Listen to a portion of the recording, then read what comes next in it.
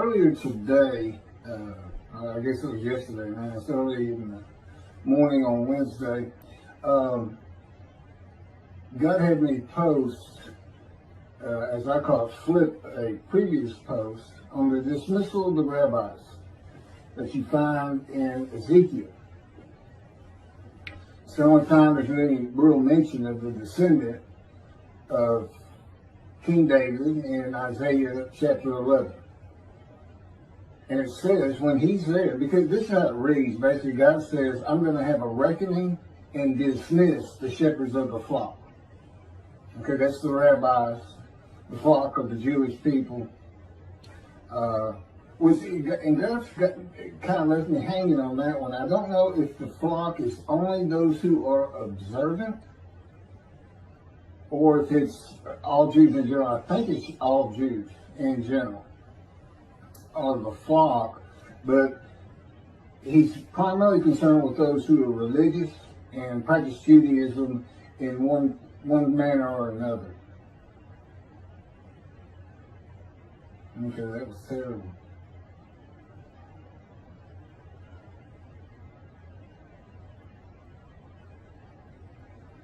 Earlier today, I posted on YouTube a video regarding the dismissal of the rabbis, the reckoning and dismissal of God, which you never hear them talk about in this utopia that comes when King David's descendant is here.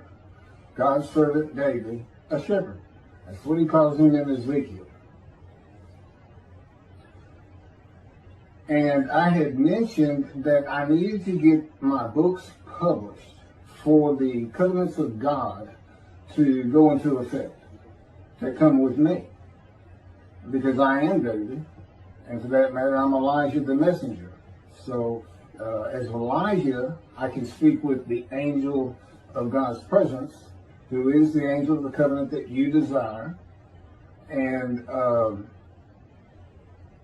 make that official, that the new comes into effect, because it includes sin forgiveness, just as the Assyrian and Babylonian exiles were forgiven, because there's another temple to be built. And as I've said, that's not like Christianity. That doesn't mean everybody goes to heaven. You have to be written into the scroll of remembrance as those who revere and esteem his name. And this is coming from Malachi 3. Now the dismissal is from the eyes of God. It's not dismissal from being rabbis. It's not dismissal from being the synagogues. It's they join those who do not heed and revere his name. You know, that's kind of hard to believe. Every single rabbi, yes. And we know it's when Moshiach comes, because God says, I'm going to dismiss them, and I'm going to appoint my shepherd David, my servant David, to be a shepherd amongst them. And be a leader amongst them. Okay, that would be me. And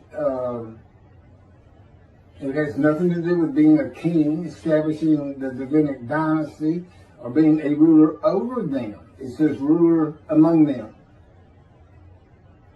And basically what is being said is it's my teachings that are in these, that God gave me in these books that he dictated, and I typed. It's long, probably. It wasn't straight dictation by any means, but that's the effect of it. They're not my words, they're his. And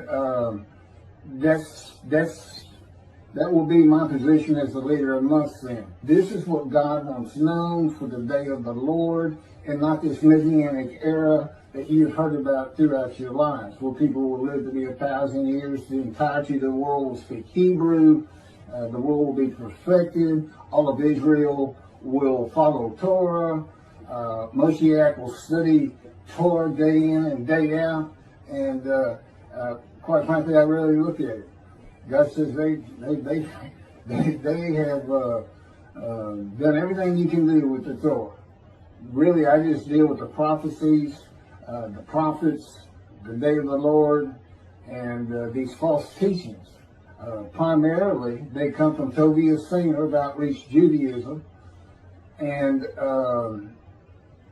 Jews for Judaism. And the only person I ever really see is Michael Skoback. I know that there are others in that organization. And because of them, you say, well, wait a minute, you just got a handful of rabbis. Most of us don't even think about this Messianic era. But every rabbi is dismissed. And I'll put it to you like this. This is the God of Israel. This is not Jesus Christ. Okay? He is not a human being.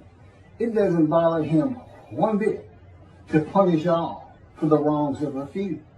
It's that simple.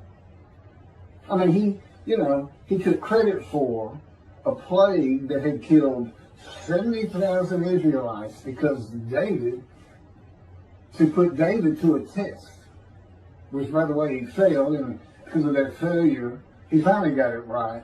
That's when he went and bought the Temple Mount. It was a thresher place, a wheat thresher, something. I'm not sure. It's kind of a restitution to God. But, see, that doesn't bother him. Absolutely nothing bothers him, actually. But he's not human.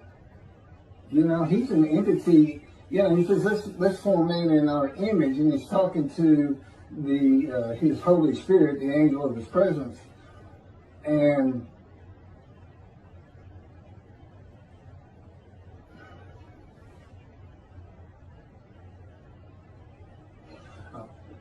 the image, it doesn't mean we're human beings because he's human being. The image is we are beings in existence, living beings with emotions. He does have emotions.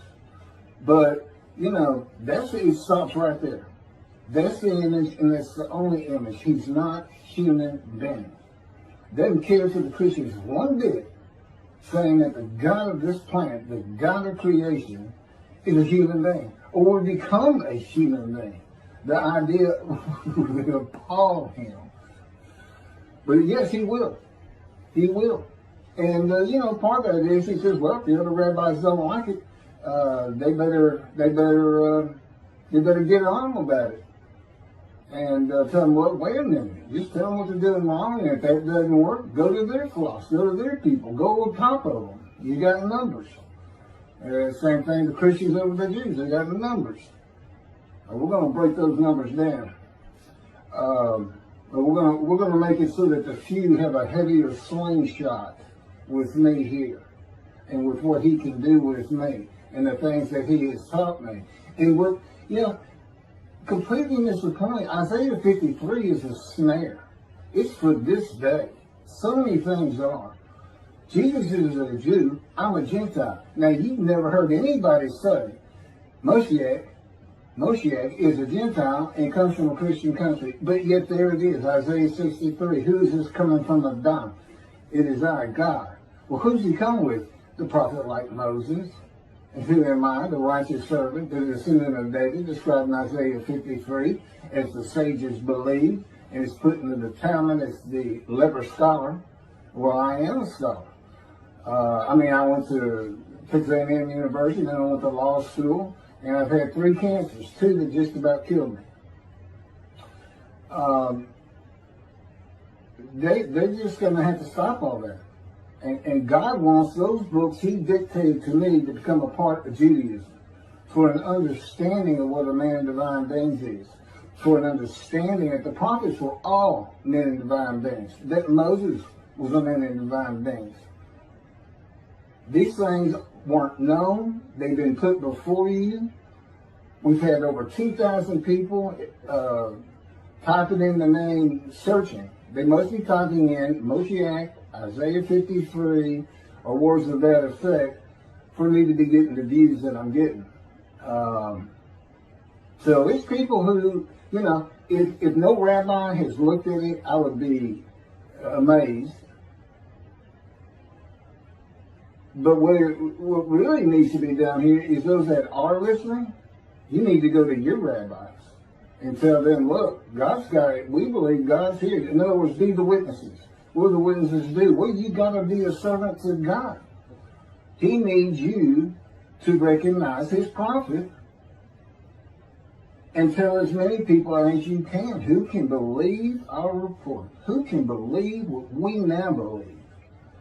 Who has the arm of the Lord been revealed on? Well, it's me. Now, I just, it's uploading right now. I'm getting ready to put verse 1 of Isaiah 53, covering just that topic. And it's got a lot of good information. I'm going to follow it up with verse 2 and 3 and 4. They've been done before. But they'll have a little different title. See, I think they were called Leper Scholar versus Jesus, round 1 and round 2, etc., etc. There's about 7 of them. I'll get to that throughout the day. But as I had mentioned, the books being published would put, all Jews on notice that, okay, you have a clean slate. You need to come back to synagogue. And as I was also saying, this snare. See, it's full of these words like he was wounded for our sins that the Christians just jump all over. But he doesn't die. There's no crucifixion in it. And it turns out all these words have to do with me going through his fire refinement. In his power, he has crushed me, bruised me, maltreated me to no end. And you hadn't been maltreated until God does it to you. He's good. He's real good. And as I said, one of my first lessons was, Keith, your pain doesn't mean anything to me. I have a place I'm taking you, and this is how I do it. And of course, we've had endless fights about it and arguments. But after 13 years, and it hasn't slowed down. Every year has been more intense. And that includes the days that I'm doing this right now. Boy, and I've been complaining. I wrote your books. I've been And he says, see, this just makes it better. I can get you excited again because you've been maltreating it so much worse. But there's been great change in me. And a really huge part of it is it's not just changing me. It's because he can use his power on my emotions. He can be standing in front of people and saying, I'm Moshiach. And, that's not something normally I could do without just being embarrassed, or I see the look of people's faces of disbelief and that kind of feeling that you get from that. See, I don't have to feel that. He prevents it. It's part of the process, in a way I'm being changed in a brutal fashion. But at the same time, in the years to come, and look at me, I'm supposed to be dead 20 years ago. And I'm probably looking at another 20 or 30 of one fun time, doing things I could never do of my own. I just wasn't a very social person. Let's put it that way. But that's going to be coming out. But basically, instead of waiting for the books, God has decided this is as good as publishing those books. And the rabbis are on notice. He says, I want you to tell them. A reckoning is a judgment. And God's judgment is you're dismissed. You will never see the scroll of remembrance. And you're sin free. And you practice Judaism to a T, specifically those who are Orthodox. And that's not even taking into account the amendment. The amendment is being mindful of the laws I gave Moses at Oreb. It's in Malachi 3, right before you see Elijah, when it says he recounsels family members one to the other. Well, that's how he does it. What does Elijah get? One, he gets sin-free people. He's basically just telling them, come back. Two, God is here. Look at what all's happening. Look what the people are saying. Listen to the report of the witnesses. Three, against the Christians, the man of Isaiah 53 is a Gentile, not a Jew. Can't be Jesus. Oh, and also Isaiah 11, this man comes from the stump of Jesse, not the failed ancestral tree. That's where Jesus comes from. His line is the line of kings that we read in Kings 1 and Kings 2 that he banished. He banished when his Babylonians destroyed Jerusalem and the temple. He banished them. That's it. Nobody of your line will ever rule again. So Jesus couldn't have ever been a king of the Jews. Well, it wasn't even King David, that's for sure. And anyway, so much to do, so much to get done.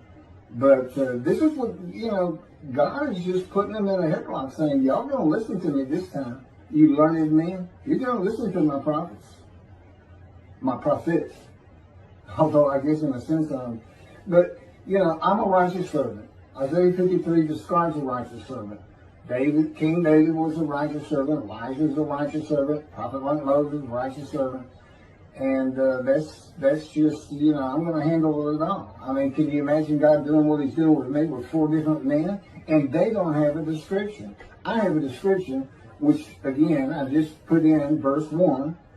And where you can find the version of my commentary on Isaiah 53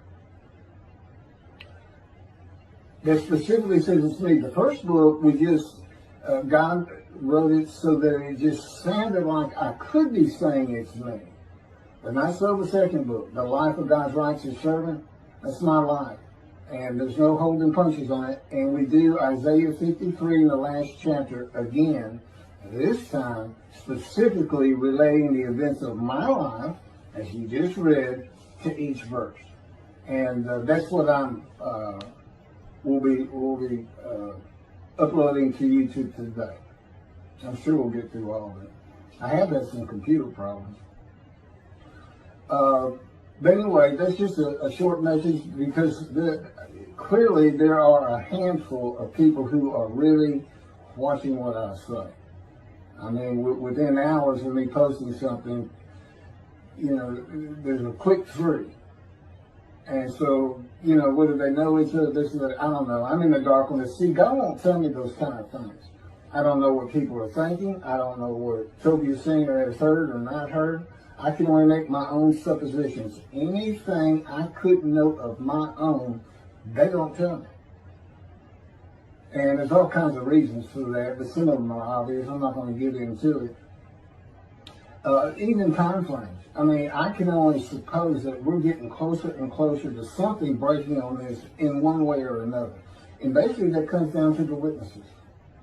You can't just read it and think to yourself, oh, I believe him. If you believe, you need to do something proactive. Anything you can think of. Bring it to the attention of your rabbi. And you're sin free now. You need to get back to synagogue if you're not at synagogue. If you're just sitting at home on the internet saying, I'm a good Jew. You need to be mindful of his laws. You need to attend the high holidays. You need to show the world that more Jews practice Judaism than Christians practice Christianity.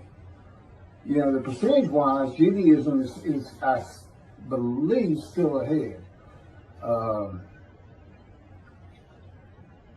Okay, that's a whole other thing. That's a whole other topic I haven't looked at in quite some time. There's some studies that come out every few years regarding Muslims, Christians, and Jews, and but I thought Jews kind of led the way percentage-wise, not number-wise.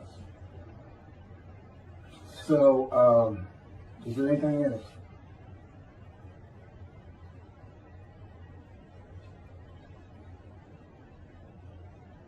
Nope.